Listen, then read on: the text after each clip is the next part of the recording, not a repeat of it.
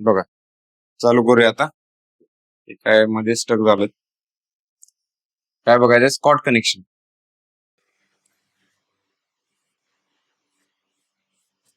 Scott connection. Scott connection मध्ये बघा सगळ्यात मेन काय आहे याच्यात, आपण 3 फेज कनेक्शनचं 2 फेज कनेक्शन करतो किंवा 2 फेज कनेक्शनचं 3 फेज कनेक्शन करतो. ओके, ठीक आहे. यामध्ये काय लागतं, 2 सिंगल फेज ट्रान्सफॉर्मर लागतात. 2 सिंगल फेज ट्रान्सफॉर्मर्स. यामध्ये एक असतो मेन ट्रान्सफॉर्मर आणि दुसरा असतो टीजर ट्रान्सफॉर्मर किंवा त्याला ऑक्झिलरी ट्रान्सफॉर्मर पण म्हणतात. कशा शब्दात बघा, teaser transformer, auxiliary transformer, supplementary transformer असे शब्द आहेत त्याला. ठीक आहे. मग मेन ट्रान्सफॉर्मरचे काय कंडिशन आहे, मेन ट्रान्सफॉर्मरचे 100% वाइंडिंग आपल्याला युटिलाइज करायचं. 100% आपण असं म्हणू, 100% वाइंडिंग. ओके, त्यात मोर स्पेसिफिकली काय म्हणणार मी, primary winding. 100% primary winding utilize करायचं आहे. आणि टीजर ट्रान्सफॉर्मर मध्ये 86.6% ऑफ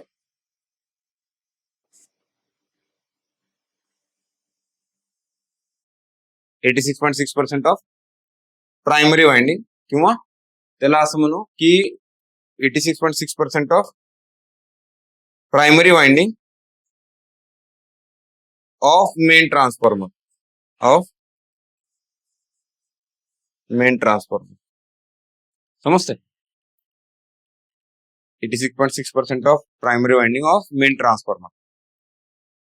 हे कंडिशन आहे. म्हणजे बघा इथं काय केलं त्यांनी, हे जे वाइंडिंग आहे हा टीजर ट्रान्सफॉर्मर आहे. या टीजर ट्रान्सफॉर्मरचं 3/2 टीपी. टीपी इथं घेतलाय, हे टीपीचं पूर्ण वाइंडिंग आहे. त्याला इथे सेंटर टॅप टाकलाय. ओके, टॅप टाकलाय इथं.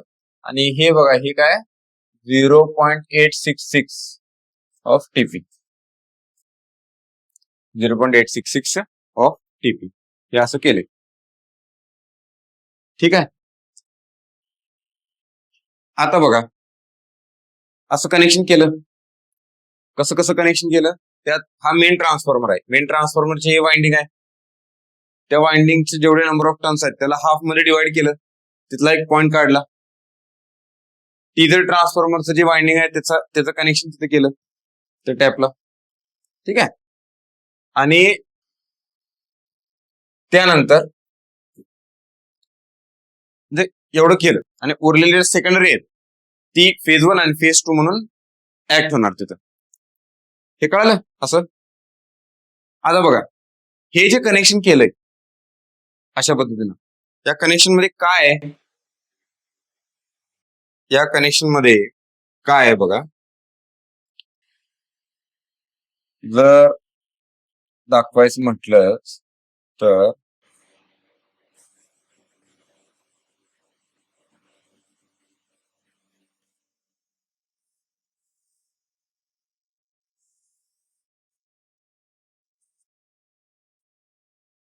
हा मेन ट्रान्सफॉर्मर आहे. मेन ट्रान्सफॉर्मरला इथं टॅप टाकला, हे घेतलं इथं. हे टीजर ट्रान्सफॉर्मरचं वाइंडिंग आहे, त्याला इथं घेतलं, हे असं जोडलं. ओके. आता बघा हे काय केलं, माझ्याकडं 3 फेज सप्लाय देताना माझ्याकडे किती वायर असतात, टोटल 4 वायर असतात. ओके, आर वाय बी आणि न्यूट्रल. म्हणजे बघा मी इथं जोडले R Y B, R Y B जोडलं. न्यूट्रल कुठं जोडायचा, तर न्यूट्रलचा एक पॉइंट इथं काढला जातो. ठीक आहे, हा न्यूट्रल. आता हे जे वाइंडिंग आहे हे बघा, हे एंटायर वाइंडिंग काय, सपोज 100% वाइंडिंग आहे, 100% ऑफ टीपी. टीपी म्हणजे किंवा टीपी नको वाटलं तुम्हाला तर तुम्ही काय घेऊ शकता, एन एम पी. काय आहे NMP? Number of turns of main transformer primary. P म्हणजे प्रायमरी, एम म्हणजे main, N number of turns. ठीक आहे. मग इथं काय केलं, हा मध्ये टॅप टाकला एक, त्यामुळे हे काय झालं 0.5 एनएमपी. हे काय झालं 0.5 एनएमपी. बरोबर. इथं किती होणार, हे जे टर्न्स आहेत हे किती होणार, √3/2 NMP. √3/2 NMP. √3/2 म्हणजे टोटल किती झाले, हे 0.866 of NMP. Number of turns of main transformer primary. ठीक आहे. मग तो जो न्यूट्रल पॉइंट टाकला, तो न्यूट्रल पॉइंट कुठे टाकायचा, तर बघा इथून इथं म्हणजे 0.577 ऑफ 0.866 NMP. ओके. किंवा त्यालाच तुम्ही काय लिहू शकता, 57.7% of this. Okay. 57.7% of 0.866 NMP. मग ते किती होते हे सांगा, किती होते करून बघा. 0.5 NMP. किती होते 0.5 NMP. आता बघा आर फेज आहे, आर फेजला 0.5 NMP दिले मी, तेवढे नंबर ऑफ टर्न्स त्याला दिले. सेकंडरी नाही, मेन ट्रान्सफॉर्मर, हा जो मेन ट्रान्सफॉर्मर आहे, मेन ट्रान्सफॉर्मर, आणि हा काय टीजर ट्रान्सफॉर्मर.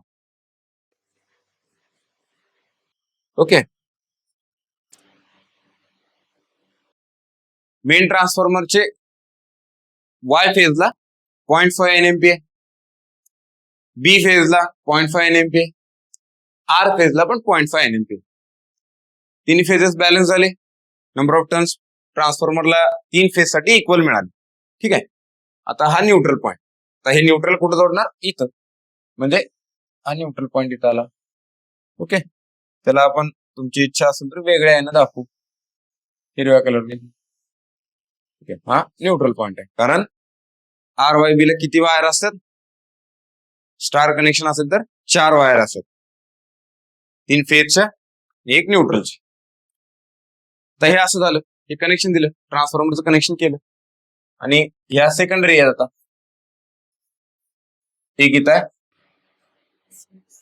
इथे एक लोड लावला, आणि एक, आता हे इथं असं दाखवायचं असतं बघा, म्हणजे यामध्ये कपलिंग आहे. ओके. यामध्ये कपलिंग आहे अशा पद्धतीनं. ओके. आता इथं V2 आणि इथं V2, आणि हा L1 आणि हा L2, हा लोड आहे. 2 वेगवेगळ्या फेजेस मिळाल्या. आता याला 2 फेज का म्हणतो आपण, तर बघा प्रायमरी साइडला जर मी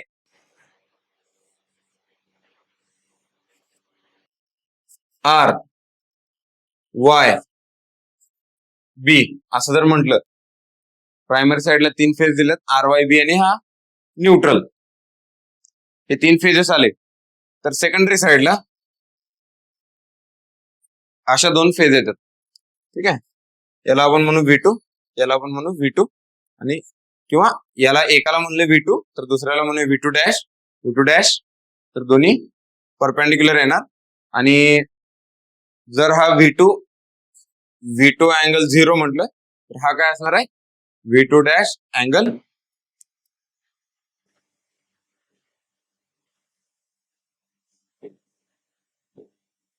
काय असणार बघा, V2 डॅश अँगल किती असणार, अँटी क्लॉकवाईज काय असतो अँगल, पॉझिटिव्ह म्हणजे 90. समजलं. आणि दोन फेज मध्ये, दोन व्होल्टेजेस मध्ये जर 90 डिग्री फेज डिफरन्स आला तर ते काय असेल, दोन सेपरेट फेजेस क्रिएट झालेत असं म्हणतो. ओके. दोन वेगवेगळ्या व्होल्टेज मध्ये जर 90 डिग्री फेज डिफरन्स आला तर आपण त्याला काय म्हणतो, double phase circuit, double phase supply, two phase supply. समजलं. त्याला काय म्हणतो आपण, टू फेज सप्लाय. म्हणून आपण जे सिंगल फेज इंडक्शन मोटर बघितल्या त्याच्यात आपण काय करतो, अशाच पद्धतीने दोन फेज करायचा प्रयत्न करतो. ओके. तर हे असं, हे बघा सिंपल आहे. या कन्स्ट्रक्शनमुळं, या ट्रान्सफॉर्मरच्या कन्स्ट्रक्शनमुळं काय होतंय, असे दोन फेजेस क्रिएट होतात. दाखवताना पण मी कसं दाखवलंय बघा, ही फेज उभी दाखवले तर ही आडवी दाखवले. म्हणजे डायग्रॅमॅटिकली पण दाखवताना आपण असं दाखवू शकतो की त्या 90 डिग्री अपार्ट आहेत एकमेकांपासून. ठीक आहे. दिस इज स्कॉट कनेक्शन. हे स्कॉट कनेक्शन काय अवघड आहे का, काहीच नाही. मेन ट्रान्सफॉर्मरला सेंटर टॅप टाकला, तिथं ट्रान्सफॉर्मरच्या प्रायमरीचं एक टर्मिनल तिथं आणून जोडलं. डिझेल ट्रान्सफॉर्मरची प्रायमरी ही किती असली पाहिजे, 86.6% of primary of main transformer.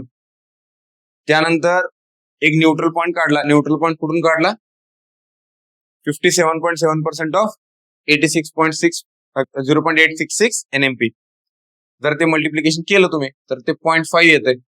म्हणजेच त्याला किती मिळालं, एका फेजला, आर फेजला 0.5 NMP, वाय फेजला 0.5 NMP आणि बी फेजला 0.5 NMP. बॅलन्स सप्लाय करण्यासाठी आपण काय केले, नंबर ऑफ टर्न्स इक्वल दिले प्रत्येक फेजला. मग ही तीन वायरी जोडल्या. त्यानंतर चौथी वायर जी न्यूट्रलची असणार, ती न्यूट्रलची कुठं जोडायची, तर ती इथं जोडायची. ओके. 57.7% of 0.866 NMP. आता हे जर एवढं असेल तर हा पोर्शन किती राहिला, हा पोर्शन किती राहिला,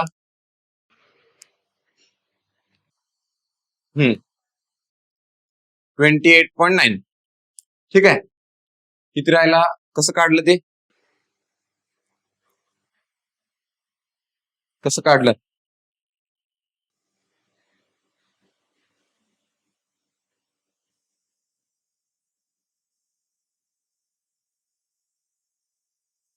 कसं काढलं सांगा.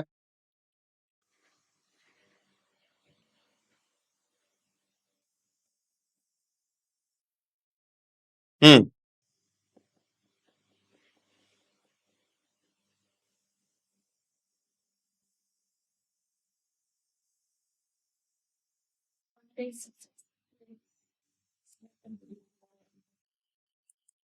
करून बघा, करून बघा कसं कसं काढणार, कसं काढणार तो पॉइंट.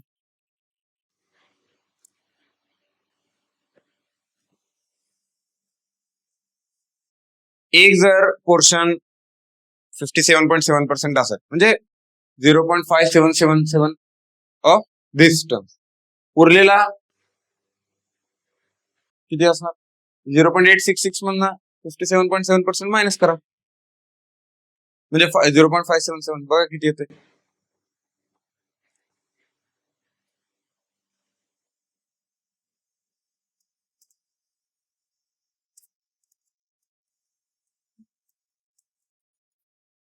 0.289. म्हणजे हे किती आलं, 0.289. ओके. 0.289. आता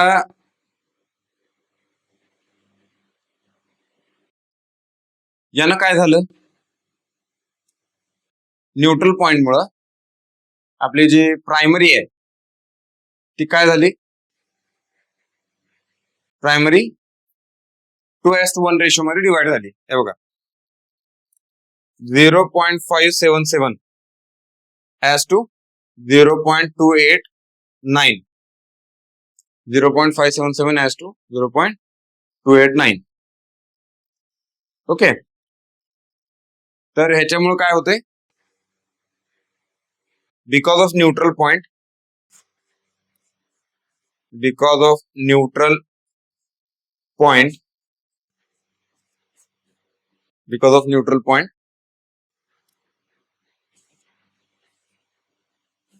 primary divides into 2:1 ratio. Primary is divided into 2:1 ratio. ठीक है, 2:1 ratio.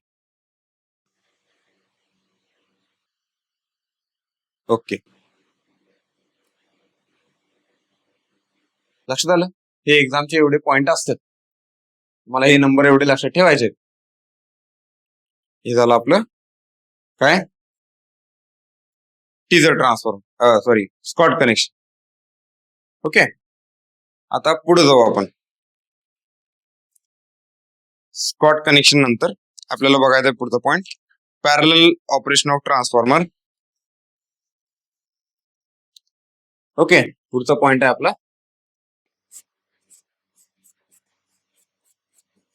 Parallel operation of transformer. Okay, आता बघा ट्रान्सफॉर्मरचं पॅरलल ऑपरेशन का करतो आपण. बेसिक काय गोष्ट आहे,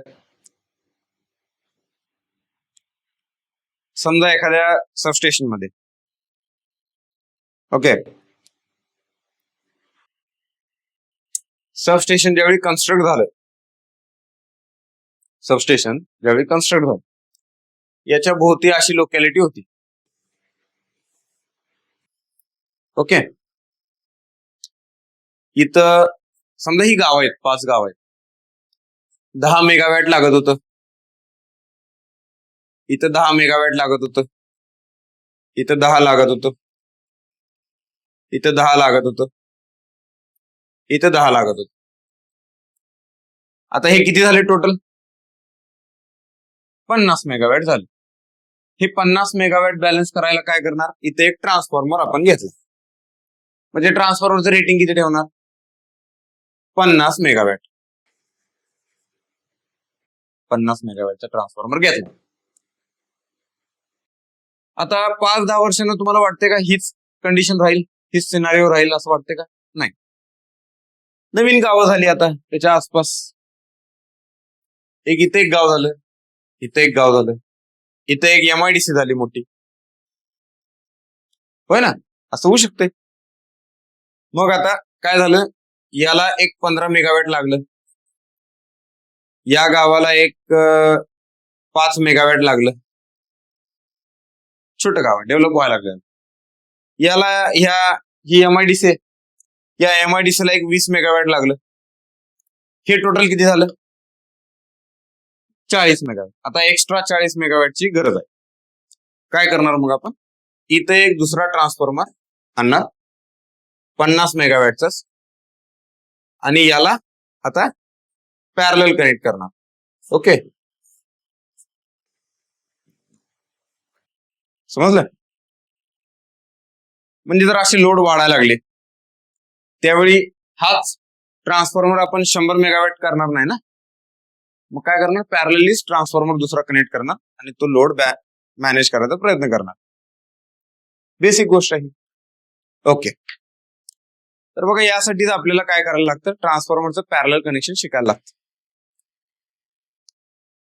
आता तुम्ही हे बघायला लागलाय, मी तुम्हाला म्हणलं 5 वर्षात असा सिनारिओ झाला, ठीक आहे, आणि पुढच्या 5 वर्षात काय होणार, अजून वाढणार, अजून एक ट्रान्सफॉर्मर येणार, इथं अजून एक ट्रान्सफॉर्मर येणार, आणि पुढे 5 वर्षात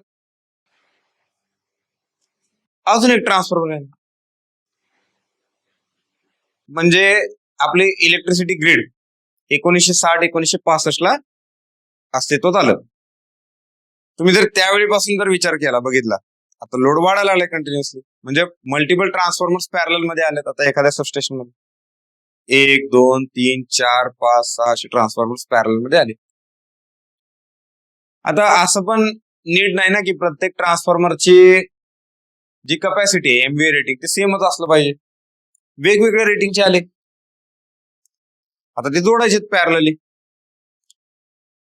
मग ते पॅरलली जोडताना कसे जोडायचे हे माहित पाहिजे तुम्हाला. त्याच्या काय काय कंडिशन्स आहेत हे माहित पाहिजे, बरोबर. मग ते बघूया आपण काय कंडिशन्स आहेत. बघा, नीड कळाली तुम्हाला, का शिकायचं आपल्याला. ओके, आता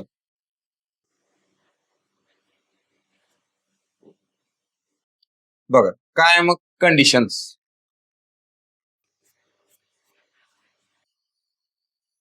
कंडिशन्स, पहिली कंडिशन बघा. पहिली कंडिशन आता लिहितो मी. पहिला कंडिशन बघा, voltage rating must be same.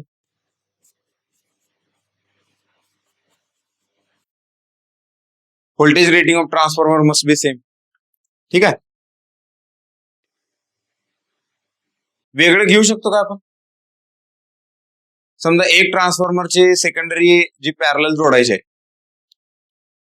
त्याचं एकाचं 100 व्होल्ट आहे, दुसऱ्याचं 200 व्होल्ट आहे आणि पॅरलली जोडली, जोडू शकतो का तसं. हा नाही ना, काय होईल तसं जोडलं तर. विचार करा.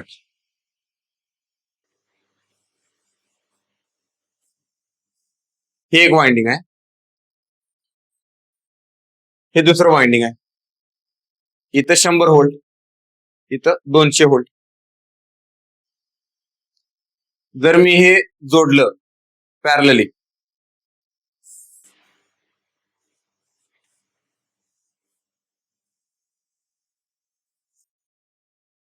असं जोडलं, काय होईल. हा समजा हा पॉझिटिव्ह आहे, निगेटिव्ह आहे, पॉझिटिव्ह आहे, निगेटिव्ह. ह्या दोन पॉझिटिव्ह मध्ये किती व्होल्टेज येते बघा.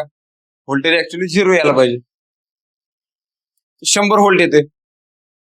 100 व्होल्ट येते त्या पॉझिटिव्ह मध्ये. जर तिथं व्होल्टेज यायला लागलं तर काय होणार. मग या किंवा निगेटिव्हचा विचार करा. निगेटिव्ह जोडले दोन, तर निगेटिव्ह मध्ये पण 100 व्होल्टचा गॅप आहे. मग इथनच करंट सर्क्युलेट होत राहणार, वाइंडिंग मधनच करंट सर्क्युलेट होत राहणार, जो की व्हायला नाही पाहिजे. समजलं, व्हायला नाही पाहिजे. तसं होतं का म्हणे, ते डेंजर फिनॉमिना. वाइंडिंग मधनच करंट फ्लो वाढलं, पॅरल मध्ये जोडलं, ते आपोआपच करंट शेअर करायला लागले. म्हणजे करंट सप्लाय करायला लागलेत एकमेकांना. शेअर नाही, शेअर वेगळं. शेअर पॅरल मध्ये होते ज्यावेळी इक्वल होते त्यावेळी.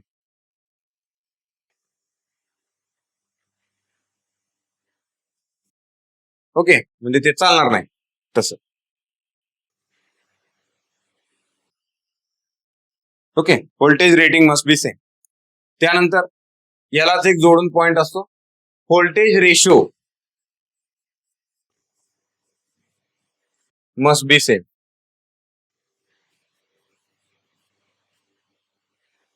व्होल्टेज रेशो पण सेम पाहिजे. त्यानंतर तिसरा, polarity must be same. Polarity must be same. ठीक आहे, ही पोलॅरिटी आहे बघा. डॉट पोलॅरिटी इथे आहे, म्हणजे त्या डॉटला जर प्लस म्हणलं मी मायनस, ह्याचे पण डॉटला प्लस मायनस, अशीच पोलॅरिटी पाहिजे. आणि तर ते डॉटचं डॉटला कनेक्ट करायचं बघा. डॉटचं डॉटला कनेक्ट केले आणि अनडॉटेड अनडॉटेडला कनेक्ट केले, म्हणजे प्लसला प्लस मायनसला मायनस. याला म्हणतो parallel connection. Polarity must be same. समजलं.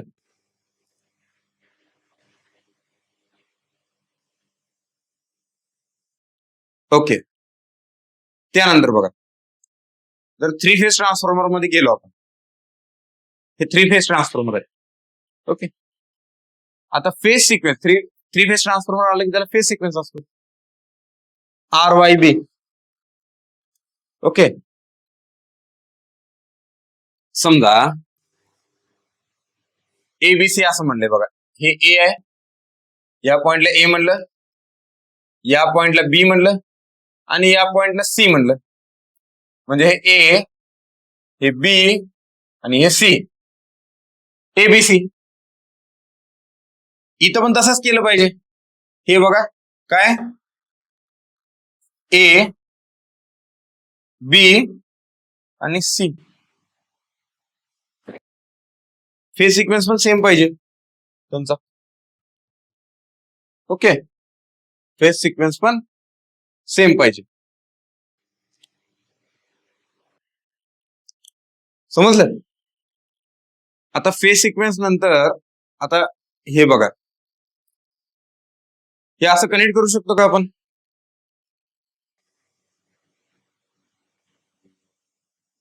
त्याच्या पुढे एक पॉइंट येतो,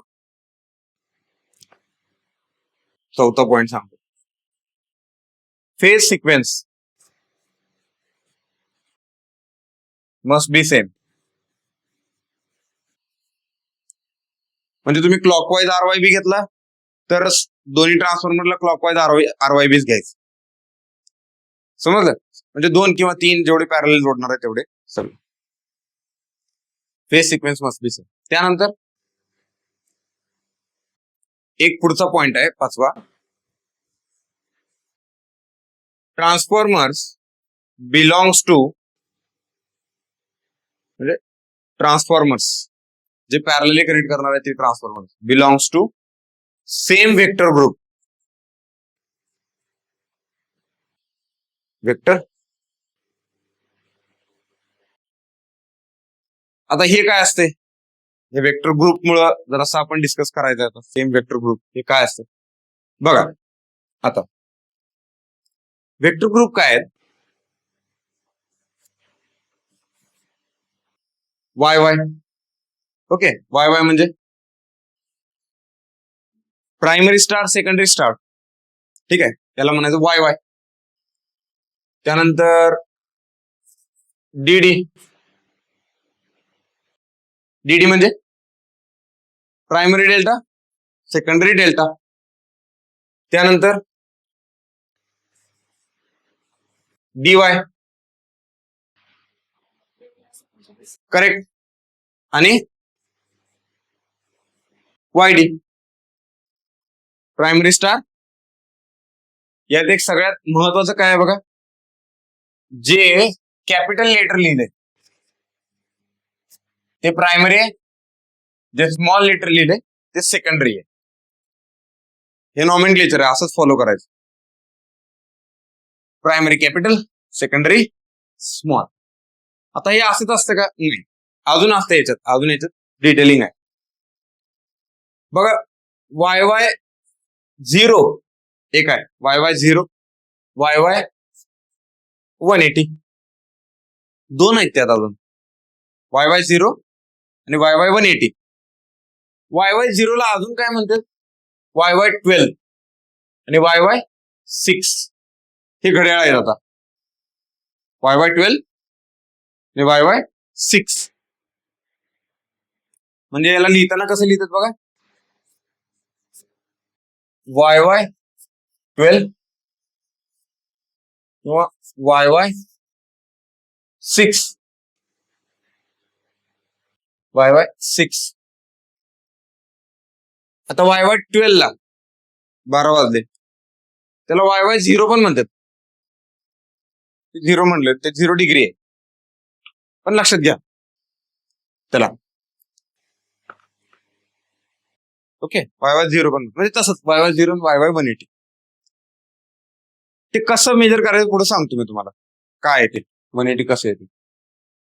तसंच डीडी मध्ये याच्यात पण बघा काय असते, 0 180 आणि 12 आणि 6. ही घड्याळ आहेत, 12 वाजले आणि 6 वाजले. इथं जर असं बघा, इथं थोडस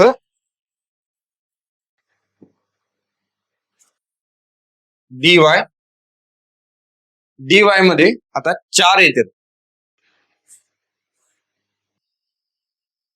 डीवाय मध्ये 4 येतात. Y Y dy -30 +30,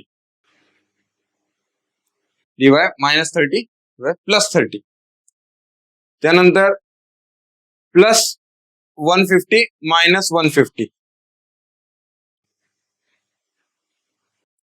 okay, +150 -150. आता -30 बघा, -30 म्हणजे 1 वाजला, डीवाय 1, डीवाय 1.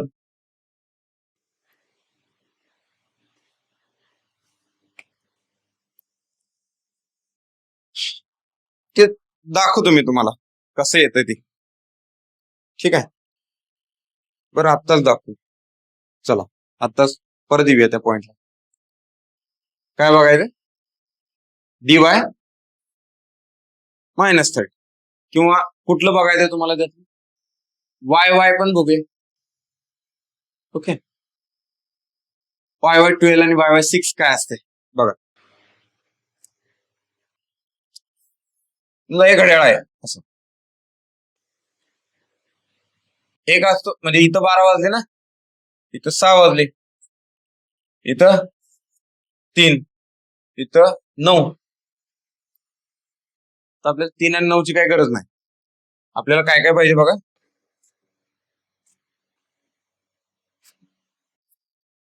हे पाहिजे, म्हणजे हे 12च 7. आता इथं काय लिहिलं मी, डीवाय 1 म्हणजे 1 वाजलेलं दाखवायचं आपल्याला, किंवा कुठलंही घ्या वरचं, 6 वाजलेले दाखवायचे. कुठलं एक्झाम्पल घेऊया, तुम्ही सांगाल ते घेऊ, 1चं घेऊया का 6चं घेऊया, सांगा. 1चं घेऊया, चला 1चं घेऊ, 1चं घेऊया, मग परत 6चं घेऊ. 1 वाजला म्हणजे कसं दाखवतो आपण, 1 वाजला म्हणजे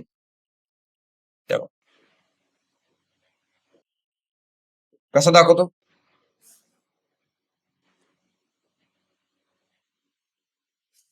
हा,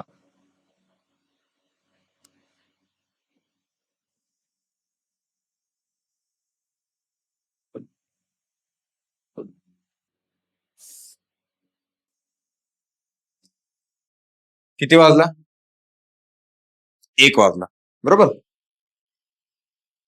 एक काटा दाखवलाय मोठा, एक काटा दाखवलाय लहान, तसंच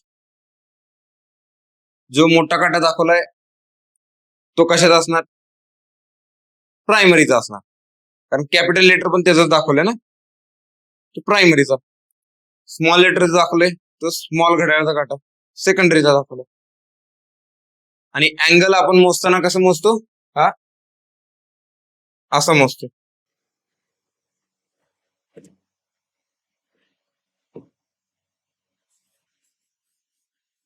हा, मला सांगा, घड्याळाचा विचार करा, एका घड्याळात गॅप किती असतोय, हा म्हणजे 1 वाजला 2 वाजला हे जे आपण म्हणतोय त्याच्यात गॅप किती येतोय, किती डिग्रीचा गॅप येतोय, करेक्ट, किती डिग्रीचा गॅप येतोय त्यात, 30 डिग्रीचा.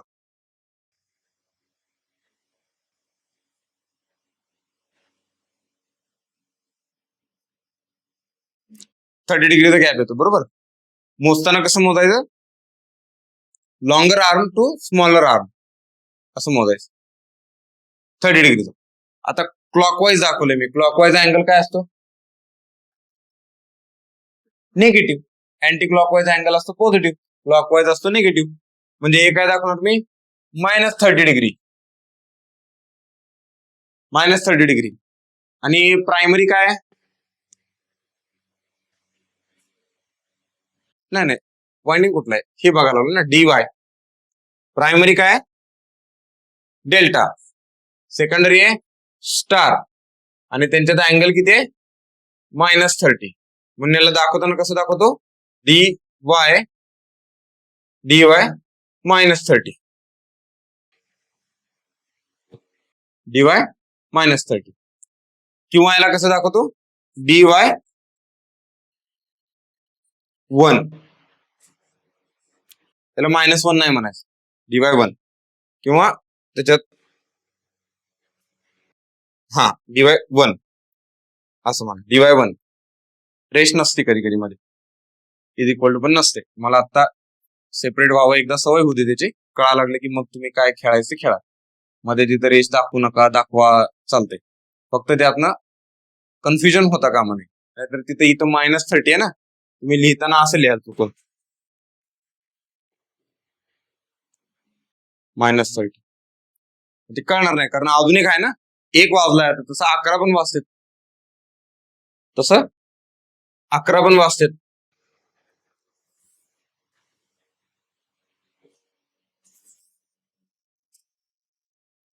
बघा इथं 12, इथं 11.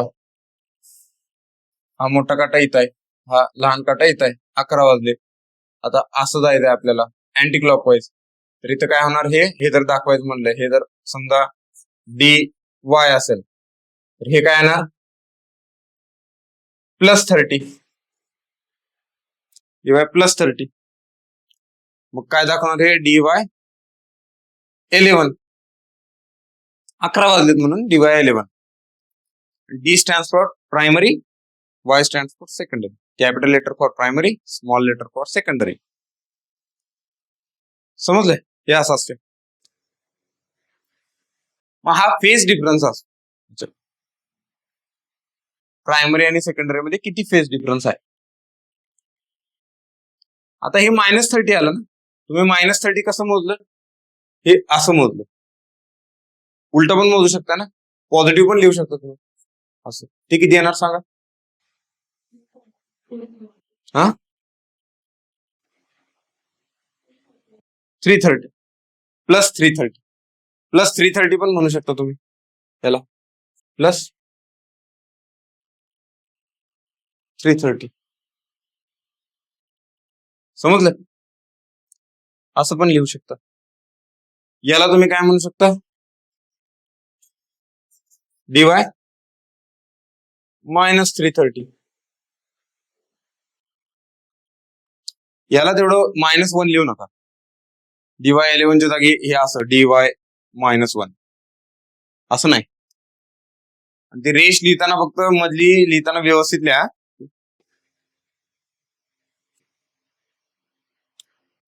हे कळालं? आता परत बॅक टू पॉइंट. -30 असेल तर किती वाजतात? 1 वाजलाय. -30 असेल तर 1 वाजलाय. +30 असेल तर 11 वाजलेत.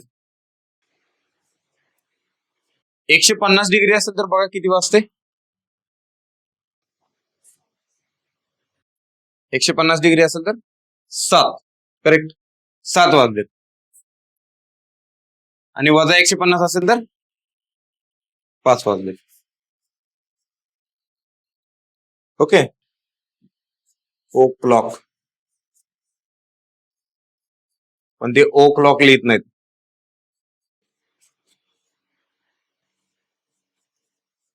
o'clock, 7 o'clock लिहित नाहीत. फक्त तुम्हाला समजावं म्हणून, तुमच्या नोट्स मध्ये असावं म्हणून. नंतर लिहिताना तेवढंच लिहायचं. ठीक आहे. तुम्ही म्हणाल मधले आकडे का नसतात त्यात? तर मधला फेज डिफरन्स येत नाही त्यात. म्हणजे ट्रान्सफॉर्मर मध्ये जर प्रायमरी डेल्टा आणि सेकंडरी स्टार असेल, तर त्याच्यात हेच 4 पॉसिबल फेज डिफरन्सेस आहेत. -30, +30, +150, -150. आता +150 आणि -150 ला अजून लिहू शकता तुम्ही. किती लिहिणार? निगेटिव्ह मध्ये, निगेटिव्ह अँगल मध्ये किती लिहिणार? 210 एवढं कॅल्क्युलेशन करावं लागतं याला. कसं आताच कसं व्हायचं सांगा. योग्य नाही ना. बेसिक कॅल्क्युलेशन तर जमले पाहिजे. 210 म्हणजे विदाउट कॅल्क्युलेटर जमले पाहिजे. काय लिहिणार ते -210. इथं काय लिहिणार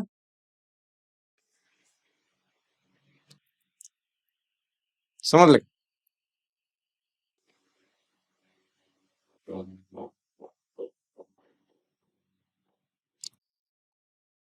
कॅल्क्युलेटर याचा वापर आपल्याला कॉम्प्लिकेटेड कॅल्क्युलेशन सोपं करण्यासाठी. सोपं कॅल्क्युलेशनला पण कॅल्क्युलेटर वापरावं असं नाही करायचं. ठीक आहे. डोकं पूर्णच बंद करायचं नाही. समजलं. सुपर कॉम्प्युटरचा शोध लागला त्यानंतर ज्या लोकांना सुपर कॉम्प्युटर वापरायची परमिशन मिळाली त्या लोकांनी त्यांचा मेंदू सुपर कॉम्प्युटरच्या लेवलचा डेव्हलप केला होता. म्हणूनच त्या लोकांना सुपर कॉम्प्युटर वापरायची संधी मिळाली. समजलं. अर्थ समजला माझा काय बोलायचं.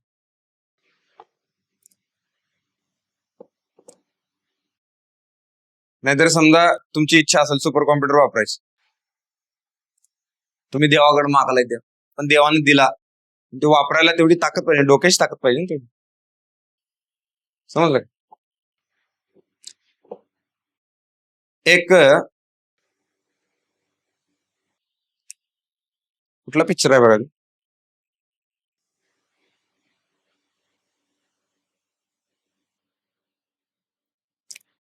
एक पिक्चर आहे हा स्पायडरमॅनचा, तो नवीन आलेला त्या बारक्या मुलाचा, ते 18-20 वर्षाचं पोरग नसते कधी, त्याचं नाव काय, टॉम हॉलंड काय, नाही माहिती, बघत नाहीत पिक्चर. कुठले बघताय. हा देऊळ बंद, धुरंधर, ठीक आहे, बघायला पाहिजे सगळे. शूटआउट एट वडाला मानसिक शांती पाहिजे असेल ना, ज्यावेळी माणसाला डोक्याला विचारलंही करायचं नाही त्यानं त्यावेळी धार्मिक पिक्चर जास्त बघावे. देऊळ बंद. आणि कुठले देवाचे पिक्चर आहेत. हा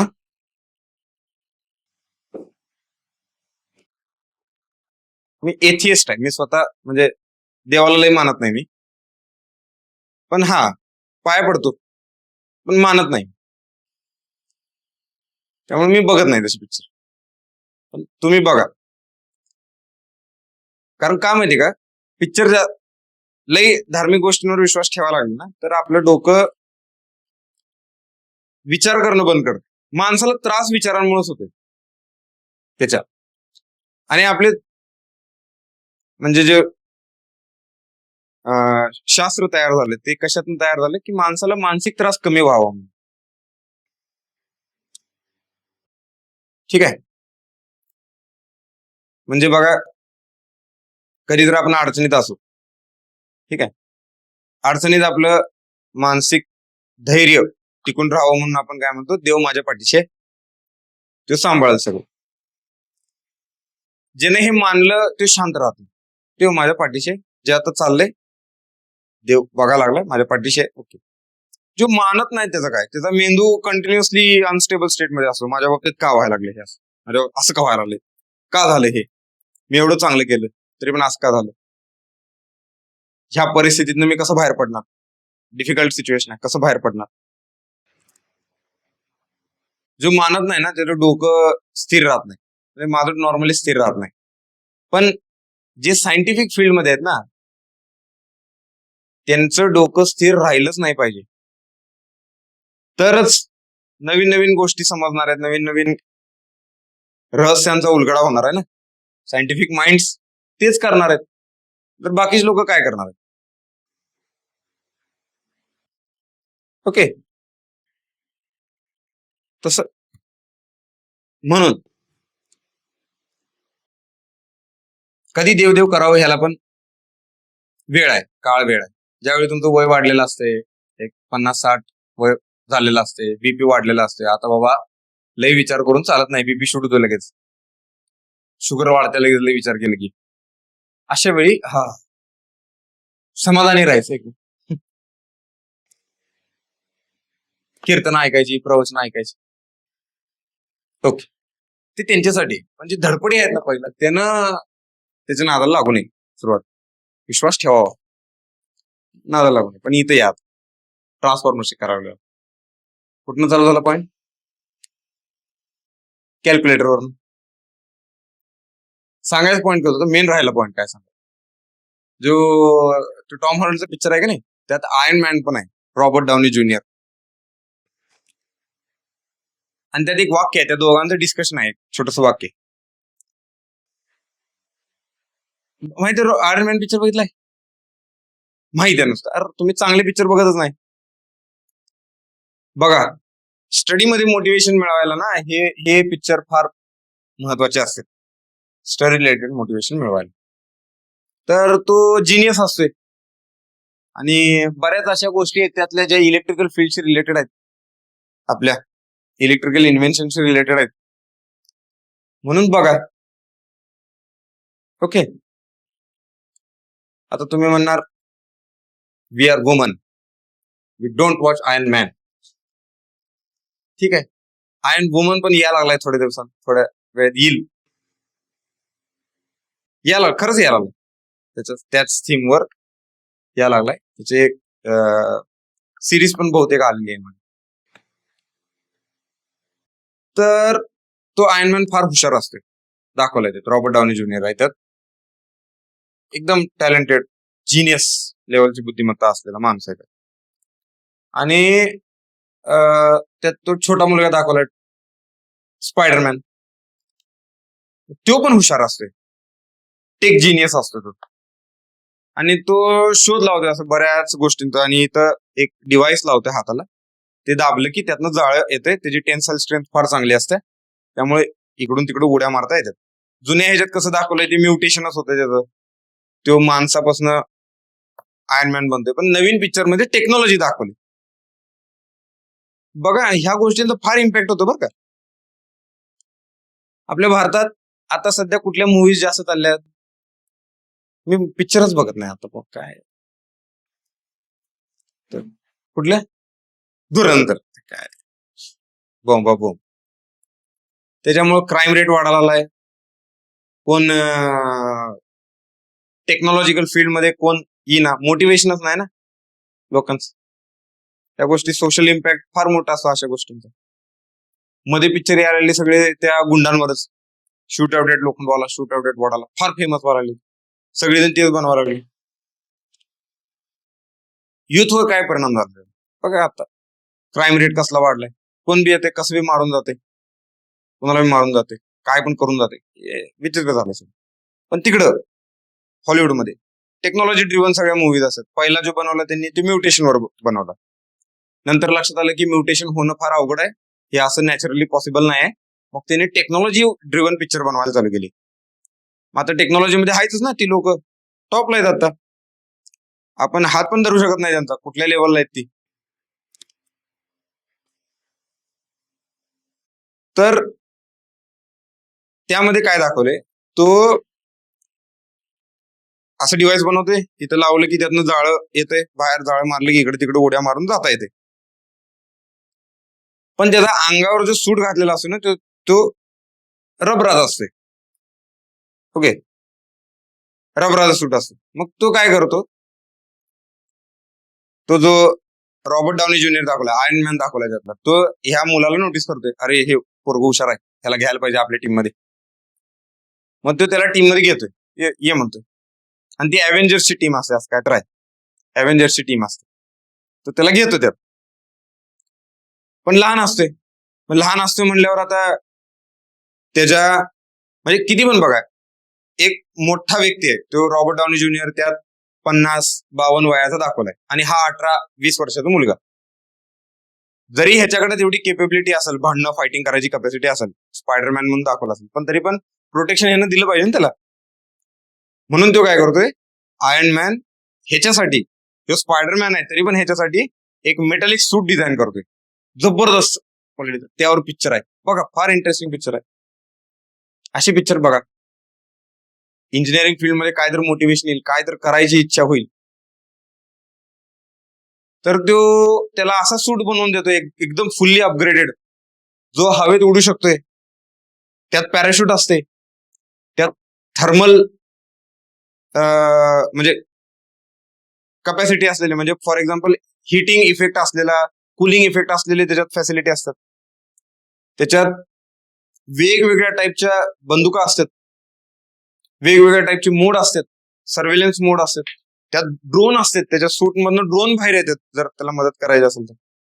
छोटे छोटे किडे बाहेर येतात, रोबोटचे किडे असतात, ते त्याला मदत करतात कधी तर डिफिकल्ट सिच्युएशन मधून जर पळून जायचं असेल त्यावेळी. इतका भारी अपग्रेडेड सूट दाखवलाय त्यातनं लेझर सिस्टम, लेझर त्यातनं बाहेर येतात त्या सूट मधनं, जेणेकरून एखादं मेटल पार्ट वितळवायचं असेल. असं AI त्यात असतोय त्यात. म्हणजे तो पिक्चर मला वाटते 10-15 वर्ष जुना पिक्चर आहे तो, आयर्न मॅन आणि हे अव्हेंजर्स. हे आयर्न मॅन तर मला वाटतं 2006 का 2008चा पिक्चर आहे. खरंच बघा पिक्चर तो. त्याच्यात AI दाखवलंय, आता जे आपण बघतो ना त्याच्यापेक्षा ऍडव्हान्स AI दाखवलाय त्यात त्या पिक्चर मध्ये. तर त्याच्या रोबोट, त्याच्या सूट मध्ये पण ते AI असतोय, त्या स्पायडरमॅनच्या सूट मध्ये दिलेलं असते. आणि एवढा अपग्रेडेड सूट त्याला वापरायला देतोय आणि पहिल्याच वापरात त्याच्याकडनं काय काय चुका होतात आणि जीवितहानी होऊ शकते, म्हणजे माणसं मरू शकते, त्याच्या हातनं अशी एक चूक होते, त्या चुकामुळे माणसं मरू शकते. आता अशा सिच्युएशन मध्ये त्या दोघांमधलं कॉन्व्हर्सेशन आहे. ज्यावेळी रॉबर्ट डाउनी ज्युनियरला कळते, म्हणजे आयर्न मॅनला कळते की ह्याच्याकडनं चूक झाल्या, ह्याच्या चुकीमुळे माणसं मरू शकत होती, तर तो येतोय त्याला भेटायला आणि तो म्हणतो माझा सूट परत दे मला. ठीक आहे, बघा कॉन्व्हर्सेशन, माझा सूट परत दे. तो काय म्हणतो त्याला की नको नको, असं काय करायला लागलाय तुम्ही, माझा सूट का परत घ्यायला लागलाय, या सूट शिवाय मी काहीच नाही. वाक्य काय बोलला कळालं, का परत घ्यायला लागलाय, या सूट शिवाय मी काहीच नाही. रॉबर्ट डाउनी ज्युनियर म्हणतोय, म्हणजे आयर्न मॅन म्हणतोय, आता तर मला तुझ्याकडनं सूट पाहिजेच, तुझी लायकीच नाही म्हणतो वापरायची. जर तू सूट शिवाय काय नसशील तर यू डोंट डिझर्व इट. सूटच्या व्यतिरिक्त तू जर काय नसशील तर तू हा सूट वापरायच्या लायकीचा नाहीस, म्हणजे तो स्पायडरमॅनचा सूट वापरायच्या लायकीचा नाहीस. कळालं तुम्हाला?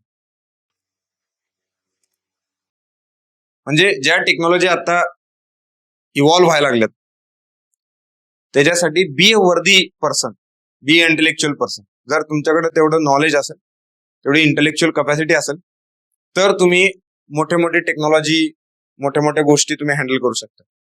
म्हणजेच बघा, फॉर एक्झाम्पल BRC DRDO मध्ये जायला याची एंट्रन्स एवढी टफ का आहे?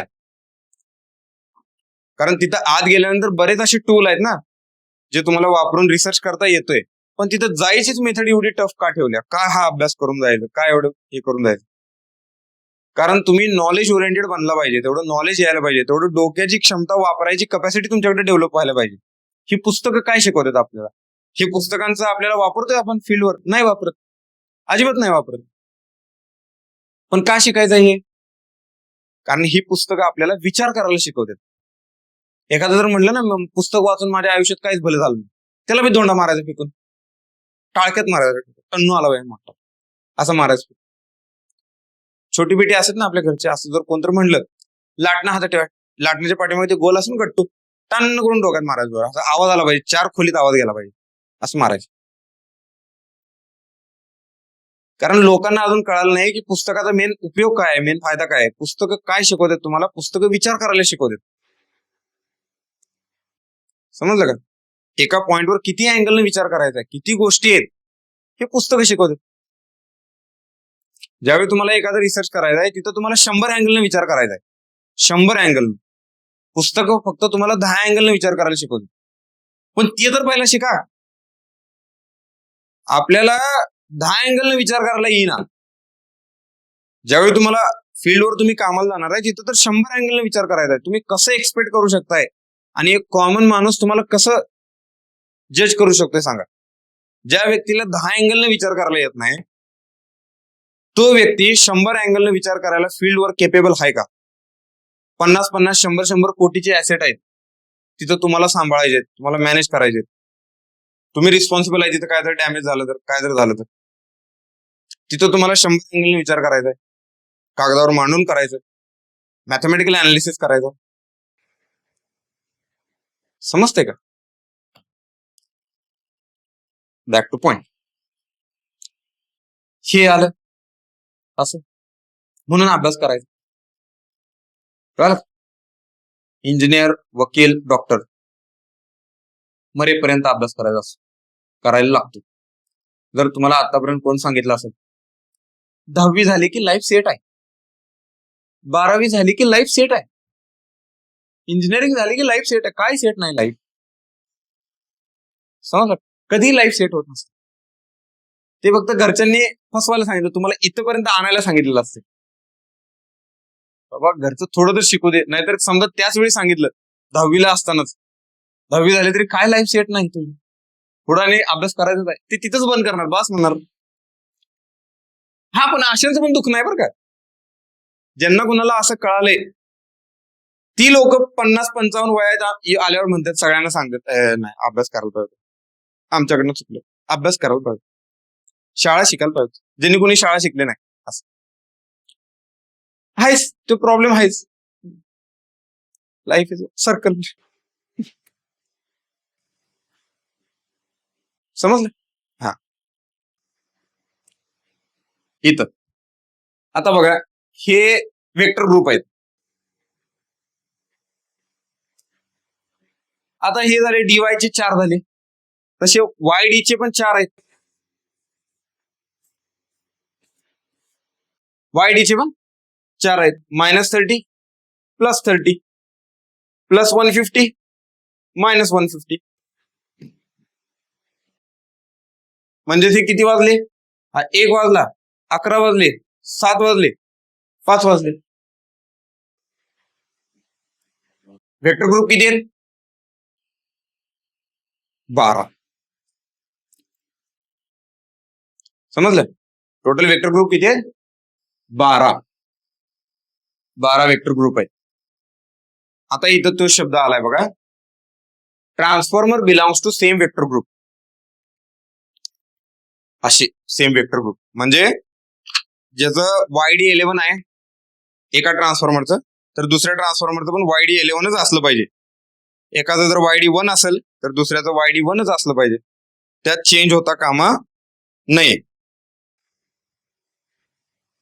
ओके, ठीक आहे.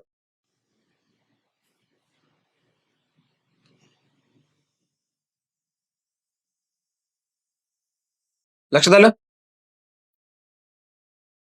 Belongs to same vector group. आणि कुठला पॉइंट राहिला? Okay,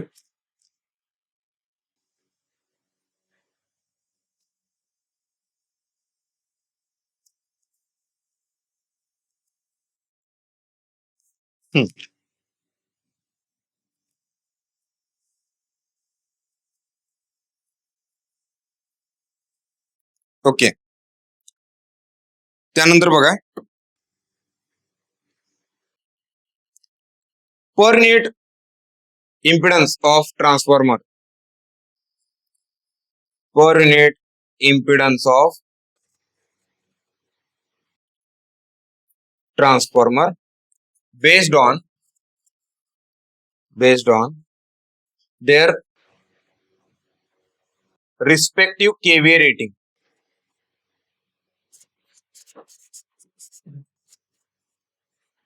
Respective KVA rating must be same.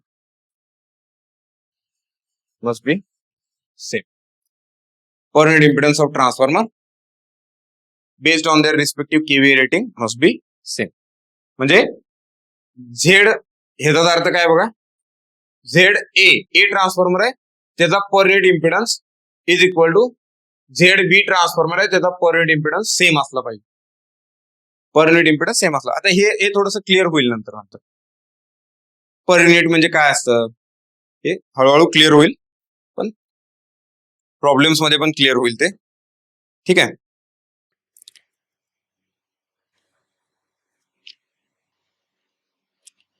Okay.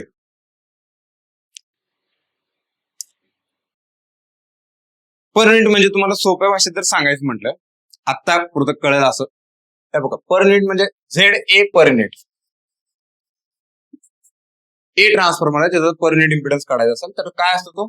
Z A actual impedance divided by Z base. Z base. Okay, Z base असतो. आता झेड बेस कसा काढतो आपण? झेड बेस तुम्ही असं काढू शकता. त्याला काय असतो? Impedance is equal to voltage divided by current. V2 divided by I A rated. Z base असं काढू शकताय. समजलं? हा.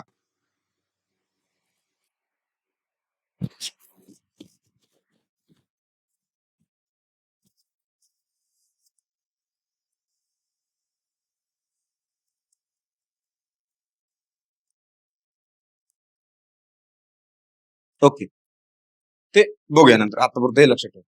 त्यानंतर 7वा एक पॉइंट आहे, अजून एक पॉइंट आहे बघा याच्यात. जरा लहान करूया का हे तुम्हाला दिसेल मला वाटतं. हा, 7वा पॉइंट काय याच्यात? X by R ratio of transformer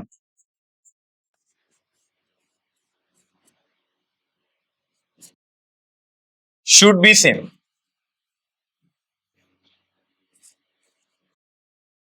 आता इथे शब्द आलाय शुड बी, मस्ट बी नाही म्हणलं. Should be same. Should be same म्हणजे का सेम? तर यानं power factor of transformer equal येतो. Power factor of parallel connected transformer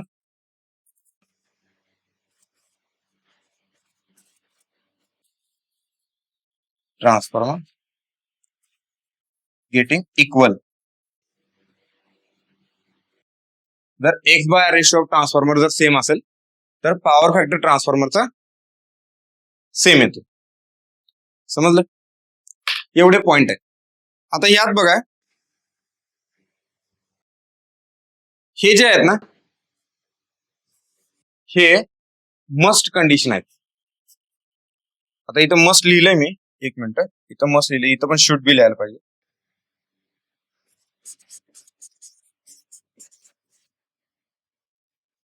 must condition आहे त्या, आणि ह्या ओके शुड कंडिशन आहे. म्हणजे मॅन्डेटरी कंडिशन, डिझायरेबल कंडिशन. याला काय म्हणतो आपण? मॅन्डेटरी कंडिशन, आणि याला डिझायरेबल कंडिशन. Desirable condition. ठीक आहे, असं तुम्ही ट्रान्सफॉर्मरचं पॅरलल ऑपरेशन करू शकता. ओके, तर इथं हा पण पॉइंट कंप्लीट झाला.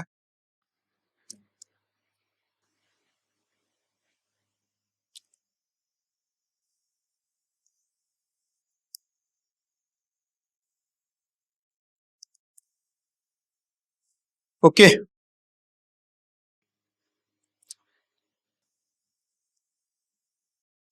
आता बघा काय होतंय, ट्रान्सफॉर्मरचं जर पर युनिट इम्पिडन्स सेम नसेल ना, तर ट्रान्सफॉर्मरचं लोड शेअरिंग प्रॉपर होत नाही. म्हणजे ह्या पॉइंटचा अर्थ काय बघा, ह्या पॉइंटचा हा पॉइंट का, म्हणजे थोडक्यात सांगतो तुम्हाला. प्रॉब्लेम प्रॅक्टिस करताना ह्याचा म्हणजे अजून तुम्हाला क्लिअरिटी येईल की का सेम असते, त्यानं काय होतंय, लोड शेअरिंग कसं होतंय. पण तुम्हाला थोडक्यात सांगतो, एक अॅनॉलॉजी सांगतोय बघा. समजा 2 ट्रान्सफॉर्मर आहेत, एक 20 MVA आहे आणि एक आहे 100 MVA. ओके, समजलं तुम्हाला? किंवा दुसरं एक्झाम्पल घ्या, चला, एक 40 MVA आहे आणि एक आहे 100 MVA.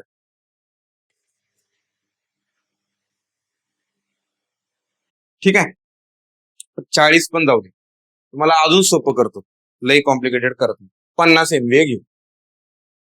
एक 50 MVA आहे आणि एक 100 MVA आहे. ठीक आहे. समजा टोटल लोड सध्या 90 मेगावॅट लोड आहे, 90 मेगावॅट लोड आहे. जरासं विचार करून सांगा, लोड कसा शेअर झाला पाहिजे?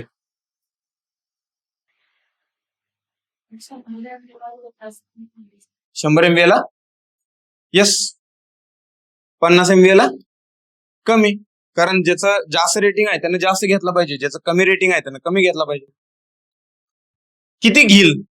अजून जरा डीप मध्ये जावा, विचार करा. किती अपेक्षा आहे तुमची? कशी अपेक्षा आहे? बरोबर. म्हणजे जर याने इथं 30 घेतला तर इथं यानं 60 घेतला पाहिजे, ही अपेक्षा आहे. असं कधी होणार? ज्यावेळी पर unit impedance of transformer based on their respective kVA rating should be same. समजलं? जर सेम असेल, पर युनिट इम्पिडन्स दोन्ही ट्रान्सफॉर्मरचे based on their respective kVA rating जर सेम असेल तर लोड शेअरिंग असं होतंय. नाहीतर ते कसं होतंय, कधी कधी याला जातो 45 मेगावॅट लोड आणि उरलेला याला जातो 45 मेगावॅट लोड. किंवा असं होतंय, याला जातोय 20 आणि उरलेल्या 70 याला जाते. चांगलं आहे का शेअरिंग? हे असं व्हायला पाहिजे का? नाही. जर पर युनिट इम्पिडन्स जर सेम नसेल ना तर हे असं होतं. कळालं? ओके, चला थांबू आपण इथं आणि उद्या ऑटो ट्रान्सफॉर्मर बघूया.